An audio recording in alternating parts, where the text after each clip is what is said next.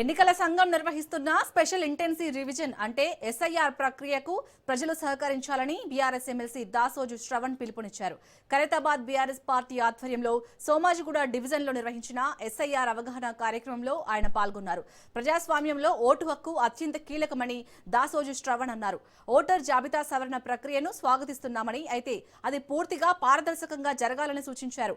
అర్హులైన ఒక్క ఓటర్ కూడా జాబితా నుంచి తొలగించబడకుండా చూడాల్సిన బాధ్యత బూత్ లెవెల్ ఏజెంట్లపై ఉందన్నారు.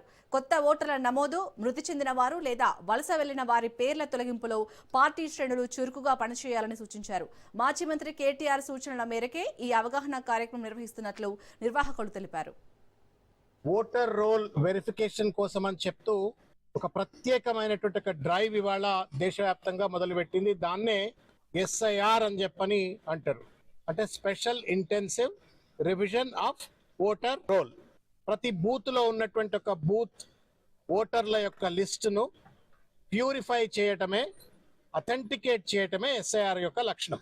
దానికోసం అని చెప్పని బాధ్యత కలిగినటువంటి ఒక ప్రధాన ప్రతిపక్ష పార్టీగా తెలంగాణలో కేటీ రామారావు గారి యొక్క ఆదేశాల మేరకు ఇవాళ మొత్తం తెలంగాణలో ఎస్ఐఆర్ లో పెద్ద ఎత్తున ప్రతి బూత్ లో కూడా దాదాపు తెలంగాణలో ఉన్నటువంటి ఒక 35,000 బూతుల్లో ఇవాళ టిఆర్ఎస్ పార్టీ కార్యకర్తలు ఎన్నికల కమిషన్ కు సంబంధించినటువంటి ఒక బిఎల్ఓలతో మమేకం అవుతూ ఇవాళ ఈ ఎస్ఐఆర్ కార్యక్రమంలో, ఓటర్ రోల్ వెరిఫికేషన్ కార్యక్రమంలో పూర్తి స్థాయిలో నిమగ్నమై ఉన్నారు.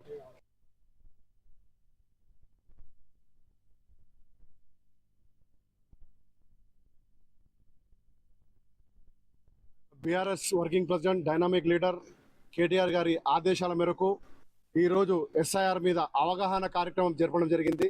తద్వారా ఈరోజు బిఎల్ఓస్ అలాగే బిఎల్ఎస్ మీటింగ్ జరపడం జరిగింది.